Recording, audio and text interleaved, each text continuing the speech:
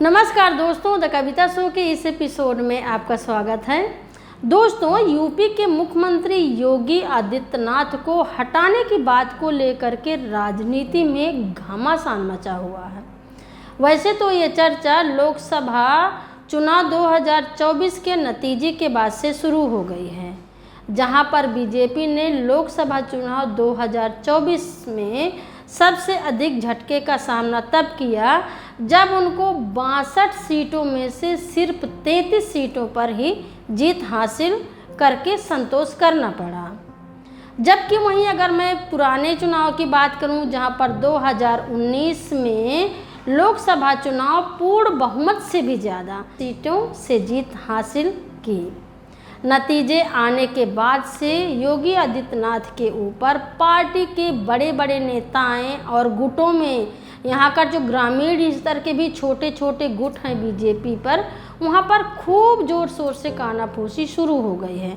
और ये बात धीरे धीरे प्रधानमंत्री नरेंद्र मोदी तक भी पहुँच गई, इसलिए अब मूल्यांकन होना भी शुरू हो गया है।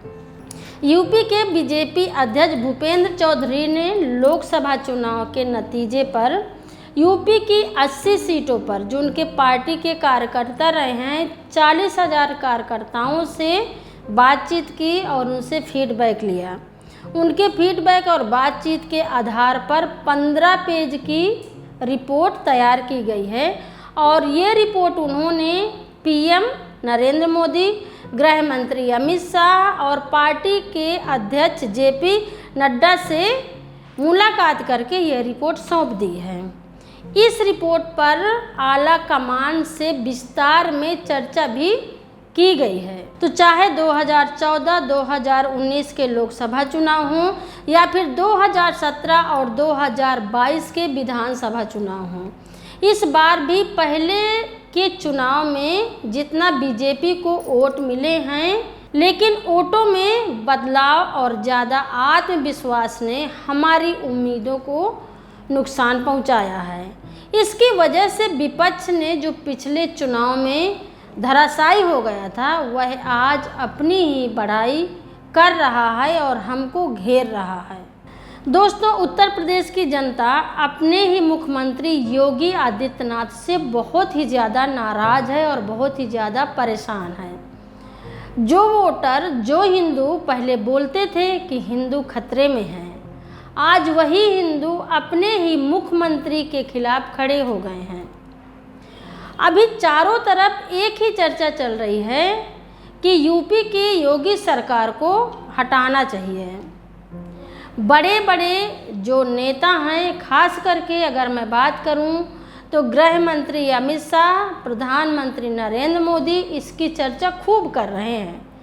वैसे यूपी में बीजेपी की हार को लेकर के जो सबसे ज़्यादा चर्चा है, जिसमें से लोग दोषी ठहरा रहे हैं और कह रहे हैं कि यूपी के मुख्यमंत्री योगी आदित्यनाथ ने जिस तरह से यूपी में बुलडोजर से लोगों की ज़िंदगियों को तहस नहस किया है, लोगों के घरों को तोड़ा है, उस हिसाब से लोगों की बद्दुआएं भी योगी के खाते में चली गई हैं और उसका नतीजा 2024 के चुनाव में सामने आया है और आने वाले अगले चुनाव में इसका नतीजा और भी भारी पड़ सकता है।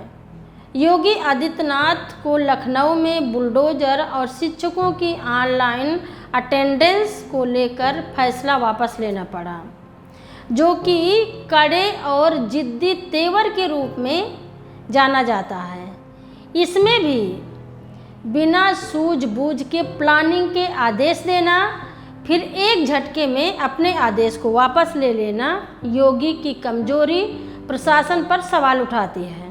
जिस तरह से देश में सांप्रदायिकता सौहार्द बिगड़ा है, मोदी और बीजेपी की छवि को जहां पर योगी आदित्यनाथ जी चमका नहीं पाए हैं, उसमें ये चर्चा हो रही कि उन्होंने चमकाने की बजाय उनकी छवि को धूमिल किया है और इससे भी पार्टी के अंदर बहुत ज़्यादा गुस्सा है। बहुत सारे लोग कह रहे हैं कि मुख्यमंत्री जिस तरह से बुलडोजर के जरिए लोगों को आहत पहुंचाई है, उससे भी बहुत नुकसान लोगों को हुआ है और वो एक सबसे बड़ी वजह है कि योगी आदित्यनाथ को यूपी में हार का सामना आगे भी करना पड़ सकता है। और आपकी क्या राय है यूपी की सरकार को लेकर के? आप ज़रूर से अपने कमेंट करिए, अपने आप सुझाव दीजिए।